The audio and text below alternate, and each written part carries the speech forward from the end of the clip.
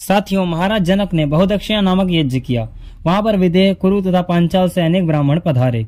विदेहराज जनक के मन में यह जानने की जिज्ञासा उत्पन्न हुई कि इन सभी ब्राह्मणों में से अतिशय विद्वान कौन है। इस लक्ष्य को साधने के लिए उन्होंने 1000 गौएं इकट्ठी की और एक एक गाय के दोनों सींगों पर 10-10 तोले सोना बंधवा दिया। राजा जनक सभा में आकर बोले, आदरणीय ब्राह्मणों, आप लोगों में से जो सबसे श्रेष्ठ ब्रह्मज्ञानी है वह इन गौओं को अपने घर ले जा सकता है। उन ब्राह्मणों में से किसी ने भी गौओं को हाँक कर ले जाने का साहस नहीं किया। साथियों, उसी सभा में उपस्थित याज्ञवल्क्य जी ने अपने एक ब्रह्मचारी से कहा, सामश्रवा, इन गौओं को हाँक कर मेरे आश्रम में ले चलो।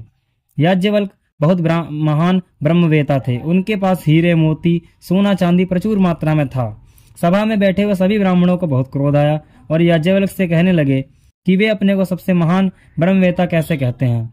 हम सब भी इन गौओं को लेना चाहते थे, परंतु हम अपने को सर्वोच्च ब्रह्मवेता कहने से हिचकते रहे। यदि आप अपने को उच्च कोटि का ब्रह्मवेता समझते हैं तो हमारे प्रश्नों का उत्तर दीजिए। विदेहराज जनक के पुरोहित अश्वल ने भी प्रश्न किया कि मृत्यु से मानव कैसे छूट सकता है। साथियों, इसका उत्तर देते हुए याज्ञवल्क्य जी कहते हैं, ब्रह्मांड का अग्नि देवता शरीर में वाणी बनकर बैठा हुआ है। जब मनुष्य की वाणी भीतर के मल को भस्म करके शुद्ध, सत्य और तेजस्वी हो जाती है तो मृत्यु से छूट जाती है और मुक्त हो जाती है। साथियों, आर्तभाग ने पूछा कि ग्रह और अतिग्रह कितने हैं और कौन कौन से हैं। इसका उत्तर देते हुए याज्ञवल्क्य जी कहते हैं, ग्रह और अतिग्रह 8 हैं। ग्रह का अर्थ है पकड़ने वाला, प्रतिग्रह का अर्थ होता है जोर से पकड़ने वाला। साथियों, ग्रह हैं वाणी, जिह्वा, चक्षु, श्रोत्र, मन, त्वचा, नाक और दोनों हाथ। याज्ञवल्क्य ने कहा, ग्रह अतिग्रह से पकड़े जाते हैं। हर एक ग्रह व्यक्ति प्रकृति से जुड़ा हुआ है। प्रकृति के कारण इंद्रियां विषयों के अधीन हो जाती हैं। उदाहरण के लिए चक्षु ग्रह और वह सूर्य से जुड़ा हुआ है। कल्पना करो, कोई व्यक्ति सिनेमा घर में चित्र देखता है और वह उसे बहुत अच्छा लगता है। वह इस चित्र से अत्यधिक मोह करता है, उसे बार बार देखना चाहता है। इस चित्र में अतिग्रह है। चित्र के रूप और सुंदरता ने चक्षु ग्रह को जकड़ लिया है। चाहते हुए उसे देखे बिना नहीं रह सकता, क्योंकि वह उसे जकड़ लिया गया है। साथियों, श्रोत्र आकाश व दिशाओं से जुड़े हुए हैं। हमारे श्रोत्र यानी कान गीत व भजनों व शब्दों से तथा सुर से प्रभावित हो जाते हैं, तो उसी में रस लेते हैं। बार बार उन गानों व भजनों को हम सुनना चाहते हैं। शब्दों ने कानों को जकड़ लिया और सुरीली ध्वनि ने रस से ऐसा जकड़ा हुआ है कि चाहते हुए मुझसे मुक्त नहीं हो सकते। श्रोत्र ग्रह रस रूपी अतिग्रह ने जकड़ लिया है। तीसरा साथी जिह्वा 2 कार्य करती है। खाने की वस्तुओं का रस ग्रहण करती है और बोलती भी है। वह भोजन जो जिह्वा को अच्छा लगता है उसे हम बार बार खाना चाहते हैं। मिठाई स्वाद भोजन ग्रह है और उसका रस या मजा अतिग्रह है। पनीर खाने वाले को मना भी कर दिया जाए कि हानिकारक है, फिर भी दूसरे का ध्यान इधर उधर होने पर वह खा ही लेगा, क्योंकि जिह्वा को पनीर के स्वाद ने जकड़ा हुआ है, उससे वह मुक्त नहीं हो सकता। जिह्वा जल से जुड़ी हुई, तभी तो कहते हैं खाना देखकर मुंह में जल भर आया। चौथा साथियों, वाणी। जब व्यक्ति बोलता है तब और जनता उसे ध्यानपूर्वक सुनती है तो उसे बहुत आनंद आता है। वह अपनी बात को हर व्यक्ति को सुनाना चाहता है। उसके बोलने के हाव भाव, दूसरों की प्रशंसा, उसके विचार भाव ग्रह हैं और प्रशंसा अतिग्रह। सुनाने के आनंद ने वाणी ग्रह को पकड़ रखा है। 5वां साथियों, त्वचा को जिस वस्तु का स्पर्श अच्छा लगता है उसे बार बार स्पर्श कर आनंद प्राप्त करने की चेष्टा करती है। यही कारण है कि लोमड़ी और शेर की खाल को लोग किसी भी कीमत पर प्राप्त करना चाहते हैं। वस्तु ग्रह है और उसकी सुखद अनुभूति अतिग्रह है। अनुभूति ने ही त्वचा को कसकर पकड़ा हुआ है। त्वचा वायु से जुड़ी हुई है। साथियों, 6 है घ्राण इंद्रिय, यानी कि सूंघने की शक्ति। नासिका से किसी वस्तु की सुगंध से मानव प्रसन्न हो जाता है। गुलाब, कमल, चमेली की खुशबू में मानव मोहित हो जाता है। फूल ग्रह और उनकी सुगंधी अतिग्रह है। सुगंधी का आनंद घ्राण इंद्रियां अर्थात नाक को जकड़े हुए हैं। घ्राण इंद्रियां पृथ्वी से जुड़ी हैं। साथियों, 7वां मन साथियों हर प्रकार के कार्य करने में संकल्प और विकल्प करता है। मन में अनेक कामनाएं उत्पन्न होती हैं। मन की भावनाएं ग्रह है और कामनाएं अतिग्रह जो मन को जकड़े रहती हैं। मन चंद्रमा से जुड़ा हुआ है। 8वां साथियों, हाथ ग्रह है और उनके कार्य की सुंदरता अतिग्रह है। कलाकार जब रचना की सराहना सुनता है तो उसे उस रचना से मोह हो जाता है, तब बस उस कृति से और कृतियां बनाने में लगा रहता है। रचना की सुंदरता सजीवता अतिग्रह है जो मनुष्य को उलझाए रखती है। हाथ कार्य से जुड़े हुए हैं।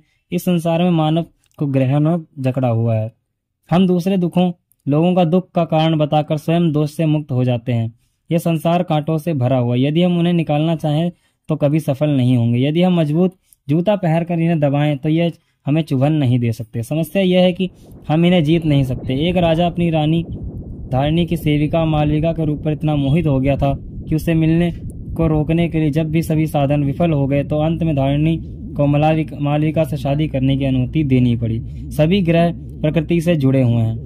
नक्षत्रों की किरणें मानव की इच्छा शक्ति को जागृत करती हैं और मानव के संघर्षरत जीवन पर पार्थिव और अपार्थिव विचारों का प्रभाव पड़ता है।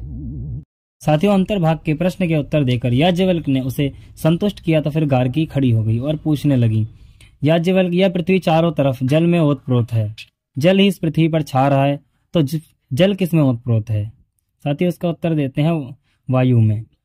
फिर उसने पूछा, वायु, अंतरिक्ष, गंधर्व लोक, आदित्य लोक, चंद्र लोक, नक्षत्र लोक, देवलोक, इंद्र लोक, प्रजापति लोक किसमें ओतप्रोत हैं?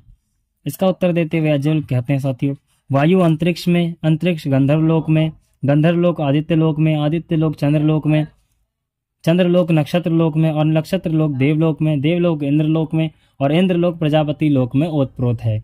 सभी क्रम एक दूसरे में, दूसरा तीसरे में ओतप्रोत है। उदाहरण के लिए जैसे हम कभी विचार करते हैं कि मेरे पिता के पिता होंगे, उनके भी, फिर उनके भी, ऐसे करते करते हम आदि युग में पहुंच जाते हैं। फिर प्रश्न पैदा होता है, उस आदि मानव को किसने बनाया? फिर एक ही उत्तर रह जाता है कि परमात्मा ने। ऐसे गार्गी जब प्रश्न करती हुई अंत में परमेश्वर ही रह गया, ब्रह्मलोक ही अंतिम सत्य है। गार्गी ने फिर प्रश्न किया, जैसे कपड़े में ताना बाना होता है, धागे में मोती पिरोने से माला बनती है, सभी लोग ब्रह्मलोक में लीन है, तो ब्रह्म किसमें ओतप्रोत है? याज्ञवल्क्य ने कहा, अति प्रश्न मत पूछ, इस विषय में कोई प्रश्न आगे नहीं चल सकता, पूछने वाले का भी सिर फिर जाएगा। गार्गी चुप हो गई। उसके बाद गार्गी फिर से खड़ी हो गई और कहने लगी, मैं फिर से 2 प्रश्न पूछना चाहूंगी, मेरे प्रश्नों का उत्तर दे दिया तो फिर इन्हें कोई जीत नहीं सकेगा। गार्गी ने कहा, याज्ञवल्क्य, मैं तुम्हारे सामने 2 प्रश्न लेकर ऐसे खड़ी हूं जैसे उग्र स्वभाव का वीर पुरुष नुकीले बाणों को हाथ में लेकर सामने आकर खड़ा हो गया हो। प्रश्न पूछा, भूलोक से ऊपर, पृथ्वी लोक से नीचे, पृथ्वी और भूलोक के मध्य में जो है उसे भूत, वर्तमान और भविष्य कहा जाता है, यह सब किसमें ओतप्रोत है? याज्ञवल्क्य ने कहा, यह सब आकाश में ओतप्रोत है। गार्गी ने फिर साहस करके पूछा, तो आकाश किसमें ओतप्रोत है? याज्ञवल्क्य ने स्पष्ट किया, अक्षर अविनाशी तत्व है, यह न अंगारे की तरह लाल है, न घी की तरह चिकना है, प्राण रहित व मात्रा रहित है, न भीतर है न बाहर, न किसी को खाता है न कोई इसे खाता है। ऋषि ने कहा, गार्गी, अक्षर के शासन सूत्र में बंधे हुए सूर्य चंद्र अपने अपने स्थानों पर ठहरे हुए हैं, नदियां चल रही हैं, दिन रात, मास, ऋतुएं, संवत्सर, सभी कुछ इसी की आज्ञा व नियमों के अनुसार चल रहा है। सभी अंगों से रहित होने पर भी यह ब्रह्म सभी कार्य करता है। इस अक्षर को जानने वाला ब्रह्मवेता है।